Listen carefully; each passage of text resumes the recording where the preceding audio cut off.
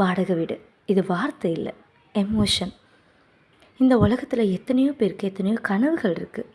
ஆனால் ரெண்டல் ஹவுஸில் இருக்கவங்களுக்கு ஒரே கனவு, சொந்த வீடு வாங்கிட மாட்டோமா? நமக்குன்னு ஒரு வீடு இருக்காதா? நமக்கு ஒரு வீடு இருந்தால் அதுலேருந்து நம்மளை யாரும் வெளியே போக சொல்ல மாட்டாங்களேன்னு ஒரு எண்ணம். வாடகை வீட்டில் ஓனர் தனி நிறைய செலவாகுது, ரெண்ட் ஏற்ற போகிறோம், நீங்கள் வீட்டை காலி பண்ணிக்கிறீங்களான்னு வந்து கேட்கும்போது அந்த மன வேதனை இருக்கே, யார்கிட்டேயும் சொல்ல முடியாது. வாடகை வீடை தேடுறது அதை விட கஷ்டம். நான்வெஜ் சாப்பிட்றவங்களுக்கு வீடு இல்லை, முஸ்லீமுக்கு வீடு இல்லை, குடும்பம் கொஞ்சம் பெருசாக இருந்தால் வீடு இல்லை.